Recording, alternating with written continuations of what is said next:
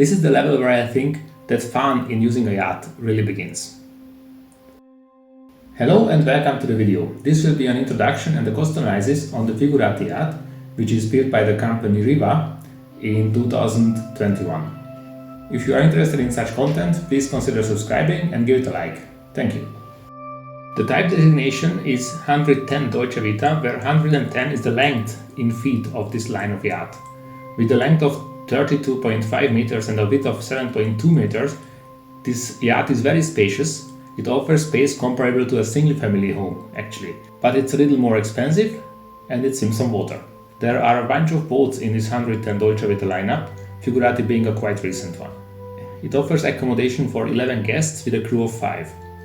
The normal cruising speed is 23 knots, with 26 being the maximum speed. I will put all the links to the websites I show in the description so that you can find it for further reading or research. After this short intro, let's see the cost calculations of this boat, and after that we will go into detail on what you get for your money, as this looks pretty stunning. The charter price of this yacht is between 135,000 euros and 155,000 euros depending on the season you are in. This, in this case, also includes the crew and every crew-related cost. So the crew, the food for the crew, and everything for the crew, but nothing for the guests and for you actually, and also no fuel. Now let's get to the fuel economy, because that will be the second biggest factor regarding costs when you are actually using a boat like this. For yachts, cruising happens typically at 70% power. This is not the most efficient speed actually, so this is not offering the highest range. The speed for that will be much less, maybe around 10 knots, something like that. But 70% is often used for cruising because it offers a good balance between efficiency and lifespan of the technical components. If you are interested in further reading, the term engine load factor would be an important thing here. This yacht is powered by two MTU engines with roughly 2600 horsepower each, with 35.7 liters of displacement in 16 cylinders, turbocharged. So this is a quite cool engine, quite big and powerful.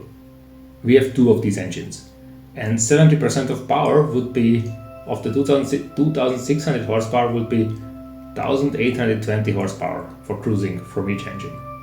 Detailed fuel consumption info was not really available on this exact engine, only on a previous model on the M93, which is an older version of the same engine lineup.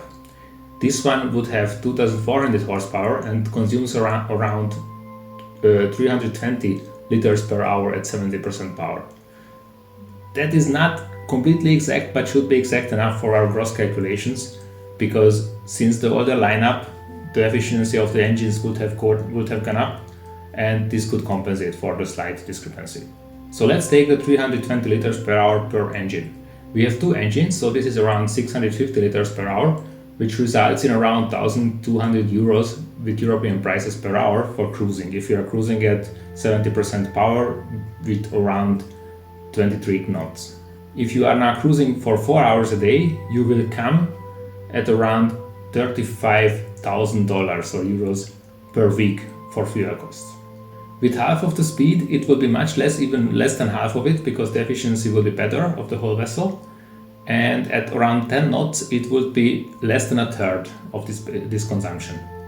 So with 10 knots, you can calculate it with around 200 liters per hour of consumption at cruising. So having to pay only for 200 liters instead of 650 per hour would be worth considering nearby targets. So not sailing so far actually. Like this guy actually I saw in Mykonos in Greece last autumn, who had this big boat which cost 1 million per week to charter, and he just went with it for 30-40 kilometers in the morning. I have tracked it actually, the tracking website of the vessel. He went 40 kilometers in the morning, stayed in a bay for the whole day, and then sailed back to the harbor again. And that day was a day for $150,000. If you are interested in tracking yachts live, then you can use, for example, www.vesselfinder.com.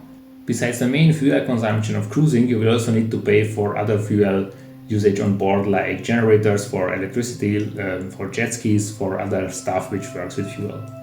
The crew costs are already paid for with the charter price, but other things you will need to pay for are shoreside transport, fuel for the main engines, generators, fuel for tenders and water sports equipment, food and beverages for you and our guests on board, berthing dues, harbor charges, local taxes, customs formalities, charges for water and electricity taken from shore, and so on. So everything which is not crew and crew-related costs. So all in all, the end sum for chartering and using such a yacht for 4 hours cruising a day is around $190,000 to $200,000 a week. Another interesting aspect with this charter company I have found is their advice on tipping, on giving tips to the crew after the charter actually. They suggest that common crew tips in Europe are around 10% of the charter rate. Well, if we take the 150,000 euros for charter price, 10% of that will be 15,000. Dividing that up for the crew of 5 will still be 3,000 per person on tip at the end of the week, per week. I'm quite sure this is more than their net salary for the week, actually. In my opinion, this is a service which I pay for with the charter, and a tip could be only something personal for honoring the quality of service I received. And 3,000 per person per week is not a tip, it is another salary. It's another payment for the service, so I don't see this is right. If you have any idea on this or first-hand experience, please leave a comment below, as I would be really interested in knowing how this really works. If you don't want a charter, but you want to buy such a yacht, this exact model, this Figurati yacht, is not for sale currently, but one similar yacht in the same lineup, for the same type actually, is for sale or was for sale for $12.7 million, a 2019 model. So this yacht would be a little more than that because it is 2 years newer, but there is not much difference I guess. Here we can see that similar to the Rashek's yacht, which I analyzed earlier, the charter price is around 1% of the price of the yacht. The same relation even while the yacht itself costs more than 2 times more. Now that we have seen how very rich you need to be to have such a yacht or charter it, let's see some nice photos of the interior and exterior. I find the design really good because it is quite spacious, and with 7 meters width you really have a nice salon and enough room. You are not in a confined environment anymore. You are not like in a camper van, but you really have space, and this is worth something, I think. This is the level where I think that fun in using a yacht really begins. This is the end. If you have watched it so far, please give it a like and subscribe. Thank you, until next time, and cheers, goodbye.